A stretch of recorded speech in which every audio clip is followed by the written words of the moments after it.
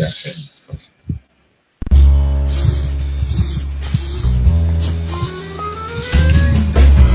un ratito. Espera, ya.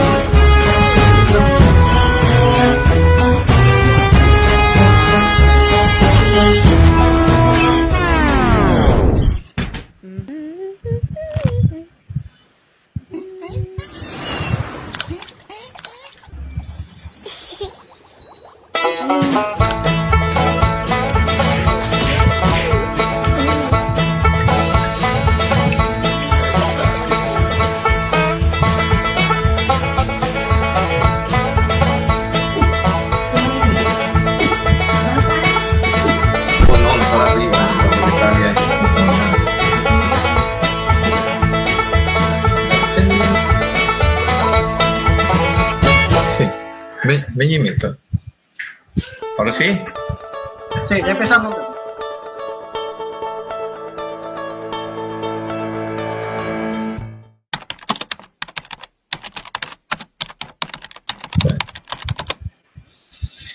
Muy buenas noches, agradeciendo a los profesionales que nos hemos unido con el compromiso y propósito de promover un nuevo enfoque a la ciudadanía que permita informar e incorporar conocimiento de manos de expertos de diferentes áreas sobre diversos temas que fomenten nuevas habilidades, destrezas y competencias. Sir Francis Bacon expresó lo siguiente: el conocimiento es poder.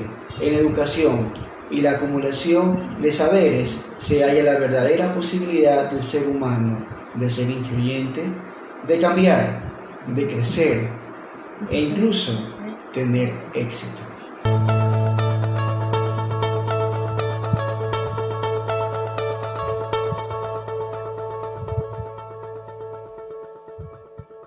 Muy buenas noches, estimados asistentes.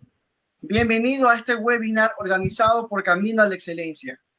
Somos un grupo de profesionales que nos hemos reunido con la finalidad de poder dar un servicio a la comunidad, a la ciudadanía ecuatoriana. Vamos a presentar webinar muy frecuente, no solamente en el ámbito de la salud, sino de finanzas, educación, empleo, autosuficiencia, emprendimiento, etc. Tenemos nuestros canales activos como el Facebook Live, YouTube Live y nuestro correo que es caminoalaexcelencia@gmail.com, donde ustedes pueden enviar sus sugerencias y comentarios para nuestro próximo webinar. El día de hoy tenemos el grato de contar con la presencia del doctor Jimmy Sigüenza Chalén. El doctor Jimmy estudió en la Facultad de Medicina de la Universidad de Guayaquil con el título de doctor en Medicina y Cirugía, especialista en Medicina Interna, Gastroenterología, Hepatología en la Universidad Hebrea de Jerusalén. Magíster en Gerencia en Salud para el Desarrollo Local en la Universidad Técnica Particular de Loja. Especialista en Gerencia y Planificación Estratégica de la Salud en la Universidad Técnica Particular de Loja. Un diplomado superior de cuarto nivel en Desarrollo Local y Salud en la Universidad Técnica Particular de Loja. Fue docente de la Universidad Católica de Santiago de Guayaquil en la Escuela de Posgrado, igual que en la Universidad de Guayaquil de Medicina Interna.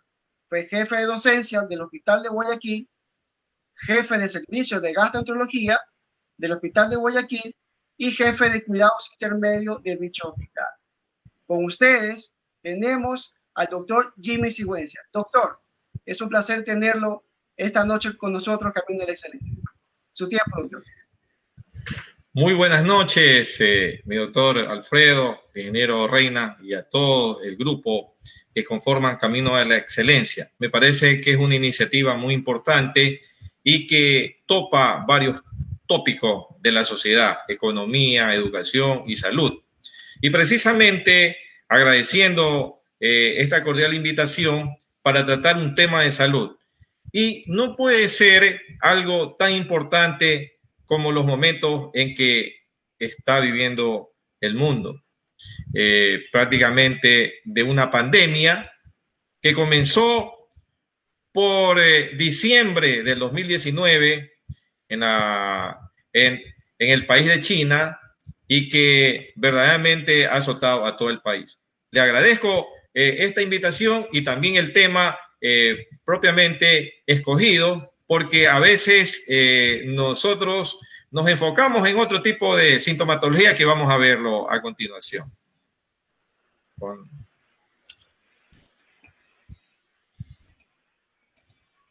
Sí, tubos digestivos y COVID-19. Un detalle muy importante para tomar en consideración, precisamente porque el tracto gastrointestinal, así mismo como la parte respiratoria, como el cerebro, los riñones, los pulmones, tienen que ver mucho con la sintomatología, con la presentación y también con el pronóstico de esta enfermedad.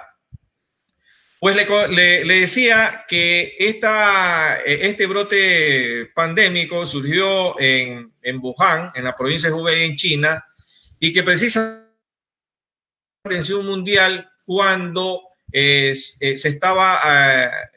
estaban muriendo muchas personas con unos problemas respiratorios, no se sabía a ciencia cierta de qué se trataba, hasta que finalmente las autoridades de salud y la Organización Mundial de la Salud determinaron que nos estaba visitando un nuevo coronavirus del grupo de los beta coronavirus, ¿no? Básicamente se refería al nuevo, al que surgió en el año 2019, que no es otra cosa que el SARS-CoV-2 que produce la enfermedad que es el COVID-19. Precisamente esta enfermedad que tiene en grave zozobra al mundo. En todas partes del mundo se habla precisamente del efecto, no solamente sobre la salud, sino sobre las economías, la parte política. Es decir, es algo que nosotros no hemos estado acostumbrados. Si es verdad, ha habido pandemias en años anteriores, muy lejanos, pero la situación actual ha hecho que las economías colapsen. Y precisamente se trata de esta enfermedad que va a producir muchas sintomatologías, desde algo leve, algo moderado, hasta algo severo, con fallo multiorgánico, multisistémico, y que incluso puede llevar al fallecimiento del paciente.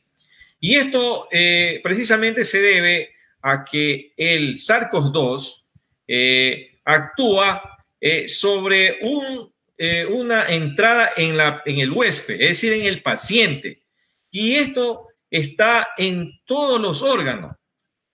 Nos estamos refiriendo nosotros a la ruta patógena potencial de la infección para el SARS-CoV-2 en los órganos de la economía, y se trata precisamente del receptor de la enzima convertidora de angiotensina, el AC2, es decir, la puerta por donde el virus prácticamente penetra hacia la célula, hacia el huésped.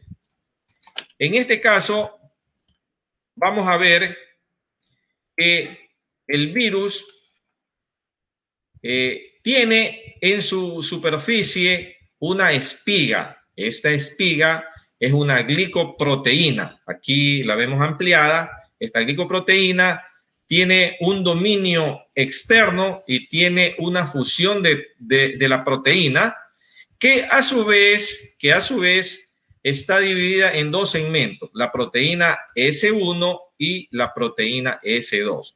Es decir, este aparato se va a unir hacia los receptores en la membrana celular del huésped.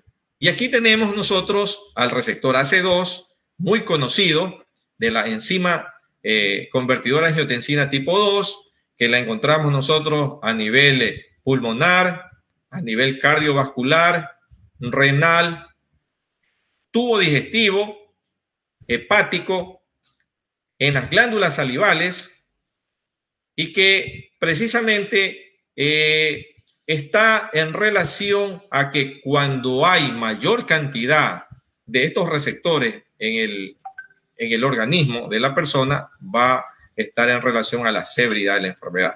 Pues precisamente el virus se va a unir a este tipo de receptor. Y también no hay que soslayar un transportador, llamámoslo así, que es la proteína serina transmembrana S2. Este es muy importante ya que actúa como cebador del andamiaje de esta unión del virus con la célula del huésped. Es muy importante porque hay dianas o efectos de fármacos sobre este tipo de serina proteasa, como el Camostat, el Famostat, que hablaremos posteriormente. Entonces, aquí ya se ha producido la unión entre el virus y la célula del huésped a través del receptor AC2, ayudado por la serina proteasa transmembrana S2. Inmediatamente de eso ya se produce en la célula el fenómeno de endocitosis, en la cual este virus va a provocar la replicación.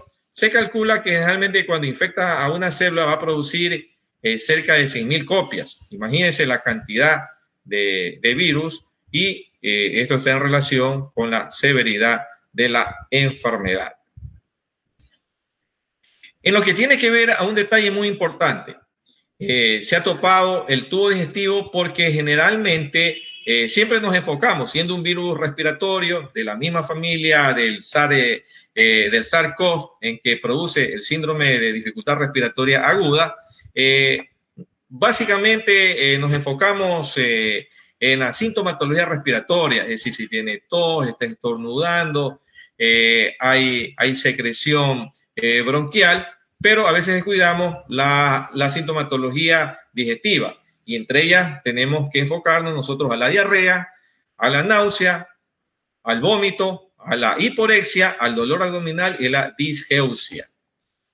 Un artículo muy importante publicado por Wang y colaboradores en el New England Journal de Medicina el 30 de abril de este año, analizaron retrospectivamente 1.099 pacientes y se enfocó en los principales síntomas del COVID-19, que fueron la fiebre en un 87.9%, la tos 67.7%, mientras que la diarrea era el 3.7%, el vómito 5%, que fueron menos frecuentes las manifestaciones digestivas en relación a las respiratorias o de sintomatología general, como es la fiebre.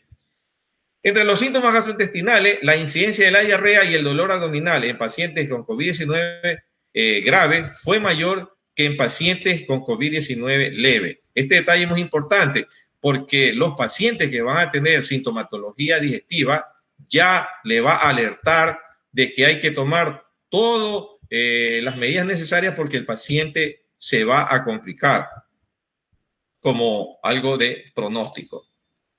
Wang y colaboradores mostraron en su estudio, en cambio de 138 pacientes confirmados con COVID-19, que los principales síntomas que incluían la fiebre, el 98.6, la fatiga, 69.6. Esto es muy importante. El paciente siempre le comenta que se cansa, si ya no puede subir las escaleras. Son detalles muy importantes que hay que tomar en consideración cuando le estamos preguntando en la historia clínica. La tos seca, muy diferente a otro tipo de infecciones del tracto respiratorio, en que hay tos productiva. Aquí es una tos seca, irritativa. El paciente se queja de mucho dolor a la garganta.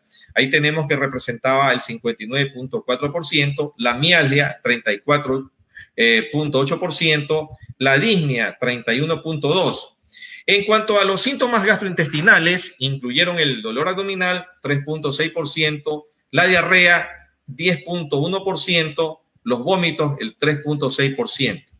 Es necesario señalar que 14 pacientes, que representan el 10.1%, tuvieron diarrea y náuseas primero antes de la fiebre, lo cual, volvemos a insistir, son detalles muy importantes a la hora de examinar, de hacer la historia clínica, de enfocarnos a la parte digestiva, porque principalmente las náuseas y la diarrea ya la están manifestando antes que haya fiebre. Este es un detalle muy importante. Agila y colaboradores publicaron 11 estudios incluidos en un análisis agrupado de pacientes de COVID-19 relacionado con los síntomas gastrointestinales. O sea, aquí poco a poco se va recopilando información. Y fíjese, un detalle que hay que tenerlo en consideración es la anorexia o la falta de apetito, que fueron las más frecuentes, de 34 a 67% en este estudio, seguido de la diarrea del 2 al 17.2%, los vómitos del 1 al 11.7% y las náuseas del 1 al 11.1%. Es decir, mucho cuidado.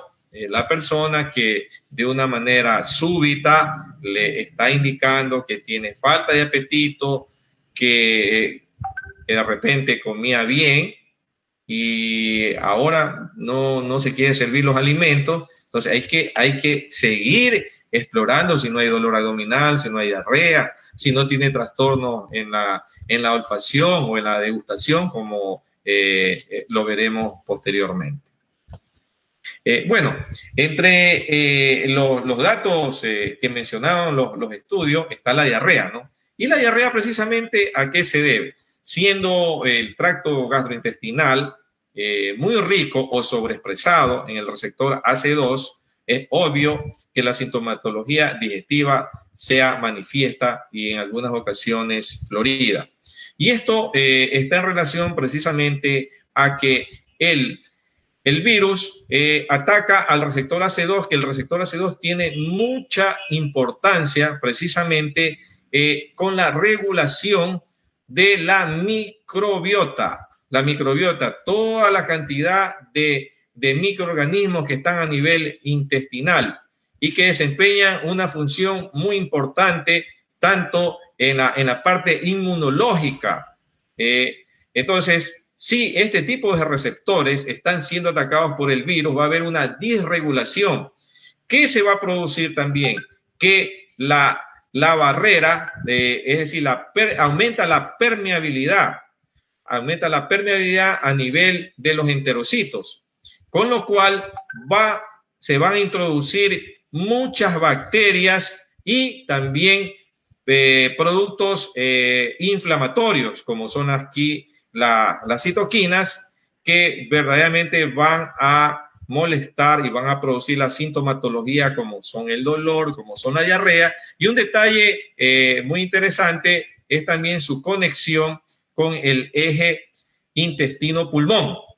Entonces, todos estos tipos de alteraciones se están dando aquí, y hay un detalle también importante de que el receptor AC2 tiene que ver mucho con la regulación de los aminoácidos, especialmente el triptófano, y el triptófano es el precursor de la niacina.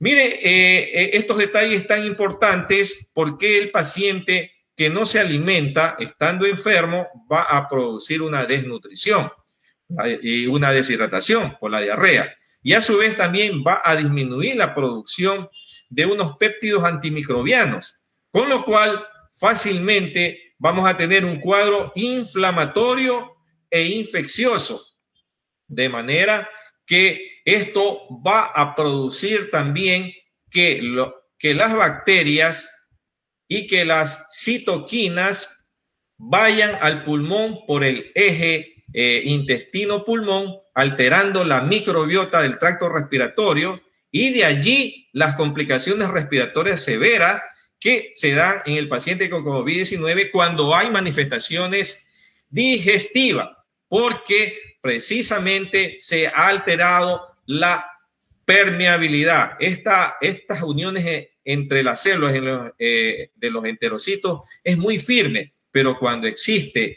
ya la invasión del virus en los receptores AC2, ya va a haber unas hendiduras, unas grietas, unas fisuras en esta barrera, y por ende tenemos nosotros ya el cuadro inflamatorio que puede ser de leve, moderado a severo.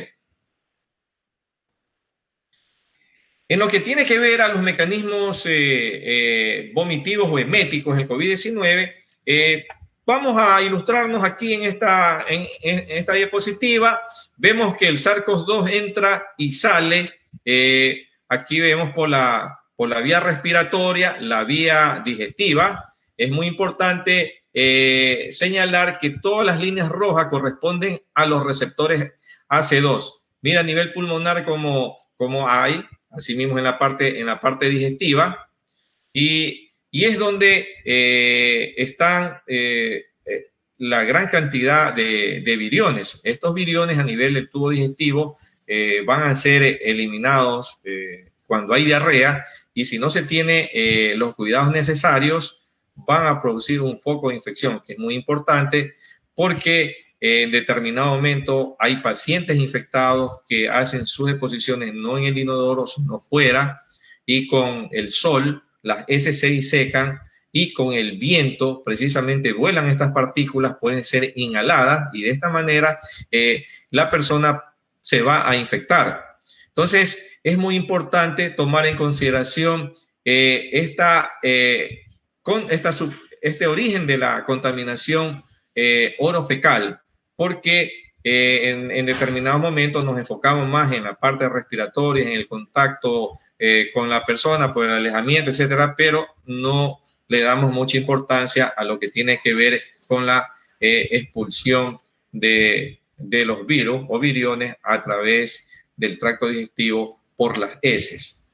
En lo que tiene que ver a las vías de activación para que se produzca el vómito, vemos nosotros aquí los enterocitos. Estos enterocitos, cuando es atacado el receptor AC2, va a haber un aumento de la permeabilidad, y por ende también se involucran las células enteroendocrinas, lo cual van a liberar sustancias inflamatorias, especialmente las células cebadas con la histamina, que va a producir edema.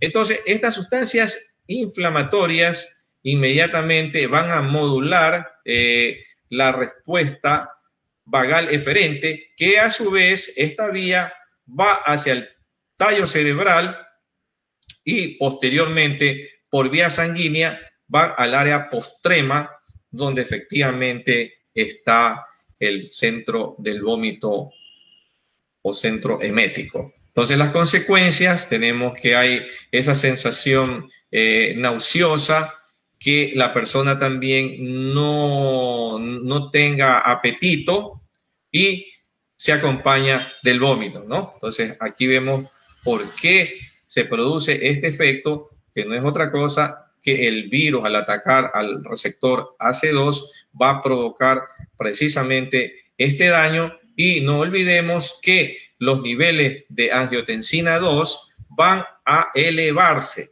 Si se elevan los niveles de angiotensina 2, hay que reconocer que esta sustancia también tiene un efecto emético, ¿no? Entonces, hemos hablado de cómo se produce precisamente la náusea y el vómito en el paciente con COVID-19. Otro de los datos relevantes es la digeusia, ¿no? Pacientes a veces no tienen sabor, le sirven una comida y no distingue si es salado, si está dulce, y eso le llama la atención. Dice, he perdido el sentido del gusto. Y esto se debe precisamente a que encontramos receptores de la enzima convertidora de angiotensina AC2 en el epitelio de las papilas gustativas y las glándulas salivales. Este detalle hace que en algunos pacientes tengan a veces poca producción de saliva, le indica que tienen la boca seca o al contrario que tienen cialorrea, gran cantidad de saliva. Es decir, hay una alteración precisamente en las glándulas salivales. El otro detalle es un deterioro del sistema olfatorio.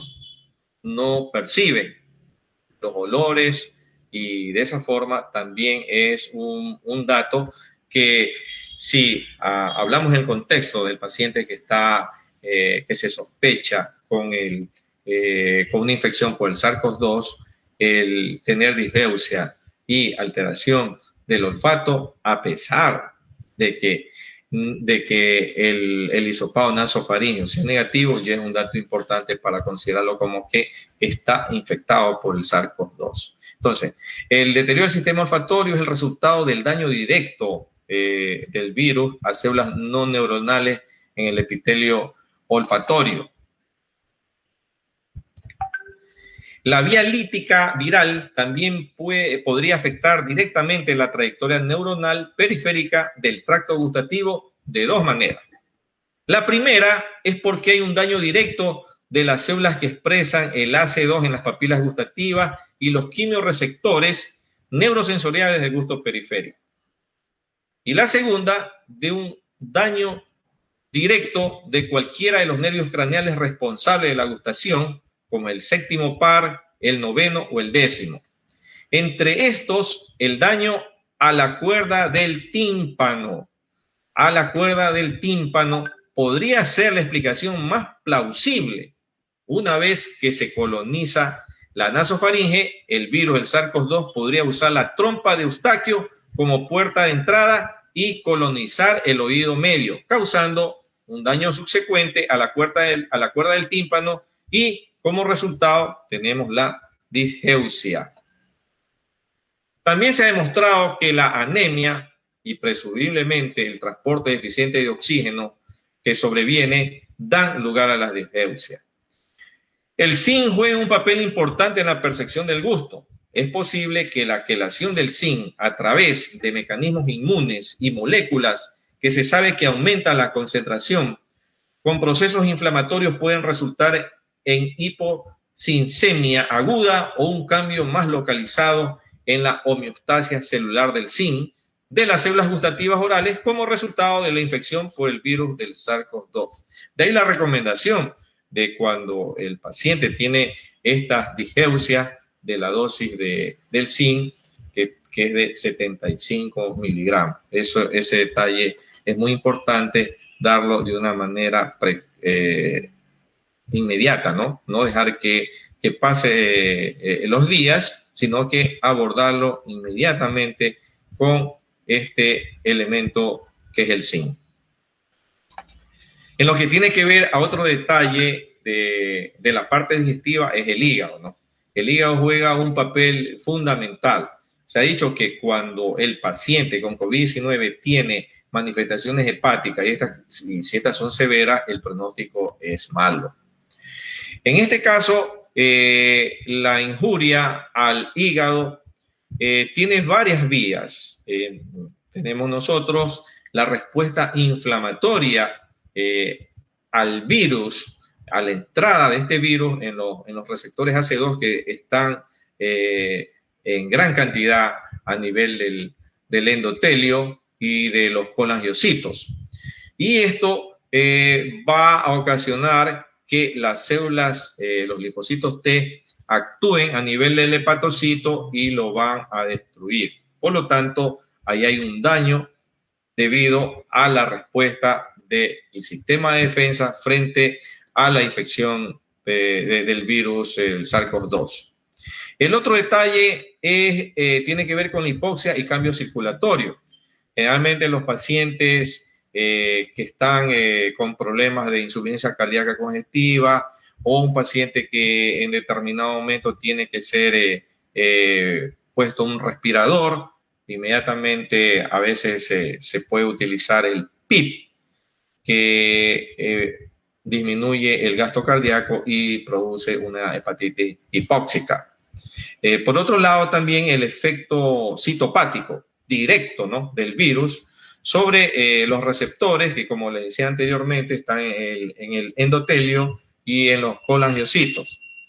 Y también no olvidemos del efecto de drogas hepatotóxicas. En muchas ocasiones se utilizan antivirales, especialmente el ritonavir, lopinavir, el remdesivir, que es un fármaco aprobado por la FDA, que ha ayudado a disminuir la estancia hospitalaria en los pacientes en cuidados intensivos, pero siempre es necesario monitorizar las pruebas hepáticas. Y precisamente aquí vamos a hablar de un algoritmo para la evaluación y el tratamiento de anomalías hepáticas en pacientes con COVID-19.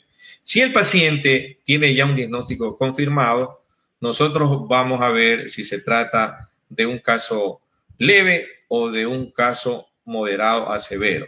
En casos leves, nosotros tenemos que hacerles la pregunta si el paciente tiene o no enfermedad hepática de base.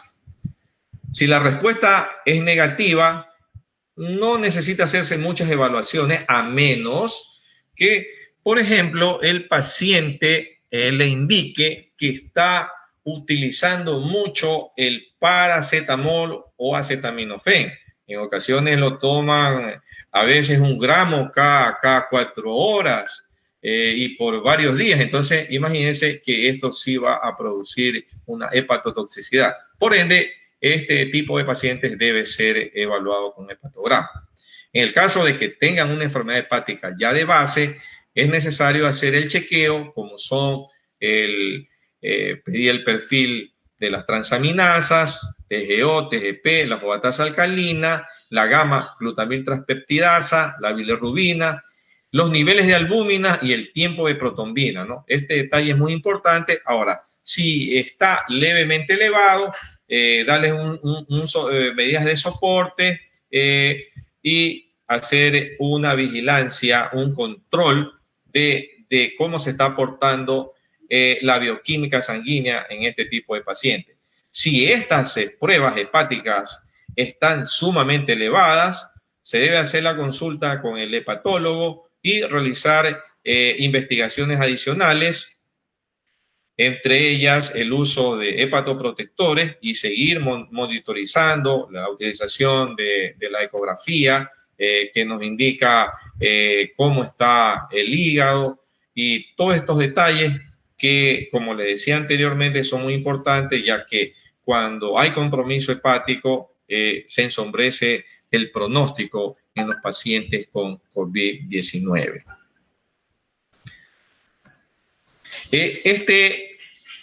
Estos datos que le he mencionado referente a la invasión del virus en el tubo digestivo y con todas las manifestaciones también que hemos comentado, nos va a permitir entrar a la otra etapa, que es de preguntas, de inquietudes, en las cuales podemos conversar experiencias y podemos conversar también sobre detalles que en un momento dado no están claros, ¿no? Así que adelante, doctor Alfredo. Muchas gracias, doctor, por su valiosa aportación a la ciencia. Tenemos una pregunta. Antes de la pregunta, le mandan saludos desde Puerto Viejo, saludos de Estados Unidos, de Argentina y de Bolivia. Grandes aportaciones que usted hace a la ciencia, se refieren a estos pacientes. Una de las preguntas que ellos realizan es la siguiente, doctor. En pacientes con intestino permeable, los síntomas gastrointestinales pueden ser más graves. Sí, efectivamente hablábamos nosotros de que los pacientes que tienen manifestaciones digestivas hay que tener mucha precaución porque se van a complicar y de hecho hay que tener las pesquisas necesarias en lo que tiene que ver a la sintomatología, como es la anorexia, como es el vómito, el dolor abdominal, la diarrea, porque si el intestino está permeable, ¿qué significa eso? Como le mencionamos, hay una interacción entre el eje intestino-pulmón. Inmediatamente que entran las citoquinas, la interleucina 6, la interleucina beta 1, el factor de necrosis tumoral, alfa, el interferón gamma, es decir, todos estos mediadores inflamatorios van hacia la parte sanguínea, el torrente sanguíneo junto con productos bacterianos, metabolitos de las bacterias, y que esto va a alterar la microbiota del tracto respiratorio y por ende el paciente va a desarrollar en ocasiones un síndrome de dificultad respiratoria aguda que inclusive es necesario utilizar medidas de ayuda como son la ventilación mecánica. Por ende, hay que rápidamente al paciente abordarlo. Es decir, el paciente que tiene diarrea hay que corregir los trastornos hidroelectrolíticos, darle soluciones de rehidratación oral que tengan 60.000 equivalentes y que tengan zinc. El zinc es muy importante en lo que tiene que ver a disminuir la permeabilidad intestinal y también a impedir que el paciente vaya a deshidratarse. Se puede utilizar drogas como inhibidores de las encefalinasas, como el rosecadotrilo y la diosmectita, que es un producto muy importante ya que inhibe a las bacterias o a los virus y desinflama también el tubo digestivo, disminuye la permeabilidad intestinal y que se puede dar a dosis de 6 a 12 gramos. En nuestro medio afortunadamente tenemos este producto y en los pacientes en que no podemos nosotros controlar por vía oral solamente por la diarrea es necesario recurrir a la vía intravenosa para la hidratación. Es decir, hay que preocuparse de una manera, yo le diría, de 100%. Es decir, usted tiene que encender las alarmas que el paciente con COVID-19 tiene manifestaciones digestivas, hay que rápidamente tratar para impedir las complicaciones. Muy bien, doctor. Otra de las preguntas que realizan es la siguiente. ¿Cómo podemos mejorar nuestra microbiótica pulmonar y nuestra microbiótica intestinal para evitar enfermarnos de COVID-19? Sí, mire, este detalle es muy importante, ¿no? La microbiota es un órgano, pesa de 2 a 3 kilos y que tiene una relación muy importante con el sistema inmune. Cuando existe un equilibrio, precisamente, estamos hablando nosotros de una eubiosis, no hay problema, estamos con buena salud. Cuando hay un desequilibrio, es decir, hay una disbiosis en la que están predominando microorganismos patógenos que van a producir mucha enfermedad. Es conocido y que tiene que ver con la obesidad, que tiene que ver con problemas cardiovasculares, cuando hay alteración de la microbiota, con problemas de autismo, etcétera. O sea, eso en los sinnúmero de trabajos que se ha investigado, se da la importancia a la microbiota. Ahora, cuando el paciente tiene una microbiota muy buena, su sistema inmune a sí mismo también va a estar, porque hay una relación. Cuando hay infección por el SARS-CoV-2, al ocupar los receptores AC2, y el receptor AC2 tiene mucho que ver con la regulación, con la homeostasis, es decir, tiene una relación muy importante con la microbiota y con el microbioma, es decir, no solamente hay bacterias, hay metabolitos, hay productos genéticos de estos microorganismos, entonces es necesario nosotros ayudar. De hecho, hay muchos estudios en que recomiendan el uso de probióticos en pacientes con COVID-19 leve a moderado.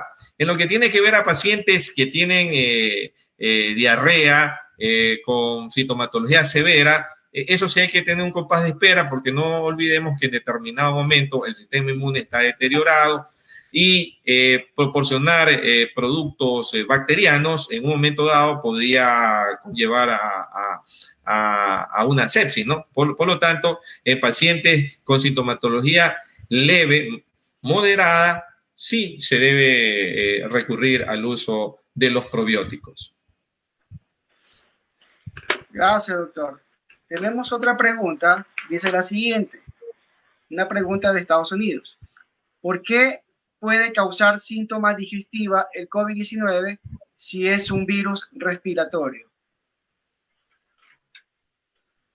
Sí, mire, hay una similitud filogenética entre el SARS-CoV y el SARS-CoV-2 en aproximadamente un 85%. Pero el SARS-CoV-2 tiene un dato que es muy contagioso y que se liga rápidamente a los receptores AC2. Entonces, este detalle es muy importante considerar, porque si está estipulado de que es un virus que produce el síndrome de dificultad respiratoria aguda, estamos hablando solamente de la parte respiratoria. En la diapositiva que les presentaba, allá había muchas caras, es multifacético. Entonces, si es multifacético, esto tiene que dirigirse hacia un objetivo común. ¿Cuál es el objetivo común? El receptor AC2. Y ese receptor en el tracto gastrointestinal está sobreexpresado. Hay mucha cantidad de este receptor. Desde las papilas gustativas, las glándulas salivales, el esófago, el estómago, el intestino delgado, el colon, el recto, el hígado, el páncreas. O sea, en el tubo digestivo está la mayor cantidad de receptores AC2. De ahí que en determinado momento, y es muy buena la pregunta, que indicaba síntomas respiratorios. Entonces, si nosotros vamos a hablar de que este virus produce solamente sintomatología respiratoria, vamos a pasar por alto gran cantidad de pacientes que en ocasiones solamente se manifiestan con problemas digestivos. Es más, se ha comprobado que pacientes que tienen sintomatología respiratoria con COVID-19, usted le ha hecho un hisopado nasofaringio y está negativo, pero si se hace un estudio de carga viral a nivel intestinal, incluso al 10º día, va a encontrar que todavía está positivo. Imagínense la importancia entonces del grupo de pacientes digestivos, porque son focos de contagio. El paciente que tiene diarrea, que no guarda las medidas higiénicas adecuadas, va a transmitirla. Este paciente que va a preparar alimentos, si no se lava las manos, va a contagiar al resto con el que los alimentos están contaminados. Y un detalle muy importante, cuando el paciente tiene diarrea y siendo un paciente positivo, es necesario que el inodoro esté limpio y que la tapa prácticamente la bajen antes de activar la válvula, porque si no, se va a producir gran cantidad de aerosoles y esto va a contribuir a la diseminación del virus en la casa. Miren, un detalle muy importante. Por ende, la sintomatología respiratoria, si bien es cierto, es importante, no hay que dejar de lado a la parte digestiva. Excelente, doctor. Tenemos la siguiente pregunta. Doctor, se habla mucho de las vaporizaciones y de las gárgaras. ¿Qué tan eficientes son? Mire, las medidas, hay vaporizaciones o las inhalaciones, mejor, con eucalipto, etcétera, que son medidas de ayuda, ¿no? El uso de dispositivos con nebulizadores o todo no es recomendable por la cantidad de aerosoles, la dispersión de aerosoles, ¿no? Pero sí una buena higiene respiratoria, es decir, tratando en lo posible de enjuagarse la boca, de cuando vaya la persona a estornudar, lo haga prácticamente protegiéndose con las mascarillas. Y estas vaporizaciones o inhalaciones nos va a ayudar porque no olvidemos que la medicina es complementaria. En China, cuando hubo el brote severo ahí en la provincia de Hubei, las autoridades de salud llamaron a a profesionales de medicina ancestral y en las cuales utilizaban muchos productos herbolarios, ¿no? La glicerris, etcétera, muchos productos que tienen una acción de ayuda, ¿no? Es decir, todo lo que sea en beneficio de la salud del paciente, bienvenido. Excelente, doctor. Muy bien. Nos pregunta un paciente de Argentina. En algunos pacientes posterior al COVID-19 se presenta cefalea intensa. ¿Hay alguna causa específica? Sí, mire, generalmente este virus tiene una predisposición también por el sistema nervioso. Es un virus neurotropo.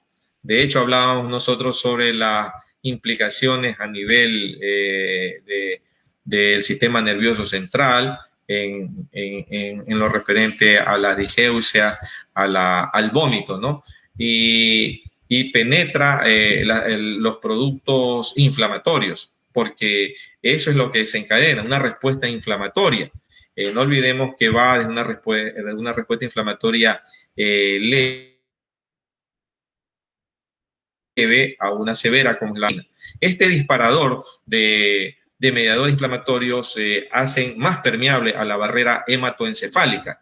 Por ende, va a haber estas manifestaciones como es el dolor de cabeza o la cefalea, que hay que tener en consideración si es muy persistente, porque si es muy persistente es necesario hacer exámenes como la tomografía, la resonancia magnética, y porque en ocasiones puede producir encefalitis, puede producir meningitis, y el dolor de cabeza o la cefalea que no mejora puede verse precisamente a estas afecciones del sistema nervioso central.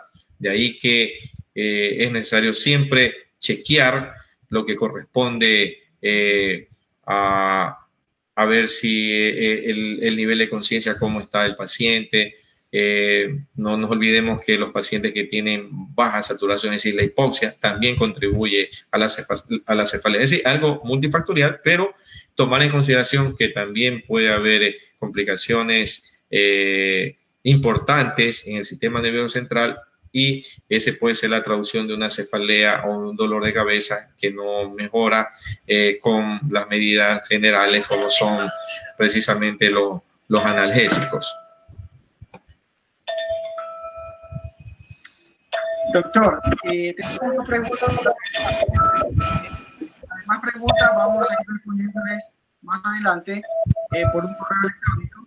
La siguiente pregunta que dice, doctor, ¿alguna experiencia con el uso de probiótico para mejorar el sistema inmunológico? Sí, yo le comentaba que muchos pacientes que tenían SARS-CoV-2 con diarrea leve, moderada, mejoraron con la administración de probióticos, generalmente con Lactobacillus paracasei, Lactobacillus plantarum, Lactobacillus fermentum. Es decir, este tipo de bacterias buenas que van a regular, ya que hay una disbiosis. Y esto indiscutiblemente se va a traducir en mejorar la respuesta inflamatoria, disminuir la activación de estos mediadores de citoquinas, y nos ayuda enormemente a mejorar el eje intestino-pulmón y también la vía intestino-hígado, porque esa es otra vía muy importante también en lo que tiene que ver a cuidar órganos importantes que, si no damos un tratamiento adecuado, van a descompensar al paciente. O sea, sí es recomendable dar en estados, obviamente que no haya ningún tipo de inmunosupresión severa, ¿no? Por eso le decía que en pacientes que tienen problemas respiratorios, que están intubados, están complicados. Todavía no hay un consenso general sobre el uso de los probióticos, pero sí en pacientes estables. Pacientes estables con los cuidados respectivos se puede dar, y hay estudios en los cuales concluyen de que mejoraron la sintomatología digestiva y también la parte inmunológica. Muy bien, doctor. Una pregunta, doctor, que lo hace desde Lima, Perú, es la siguiente. ¿Tiene que ver algo el colesterol que esté alto en la gravedad del COVID-19? Sí, mire, si partimos nosotros que hay enfermedades de base que son enfermedades que van a incidir sobre el pronóstico de los pacientes que tienen hipertensión arterial, los pacientes con diabetes, los pacientes obesos, los pacientes con dislipemia. Es decir, el colesterol y los triglicéridos son unos aliados fenomenales para el SARS-CoV-2, ¿no? De ahí que en muchos estudios, en lo que tiene que ver a terapéutica, se recomienda el uso de las estatinas. Es más, en un estudio muy grande que se hizo de varios países, se demostró que las estatinas, cualquiera que ésta sea, simvastatina, atorvastatina, rosuvastatina, mejoraron el pronóstico y los pacientes no se complicaron. También hay estudios del uso de los fibratos, de los fibratos como el fenofibrato, para mejorar el pronóstico de pacientes que tienen el COVID-19. Por ende, si hay niveles altos de colesterol, es necesario tratarlo adecuadamente con una dieta y el uso de la estatina o de los fibratos. Es recomendado. Excelente.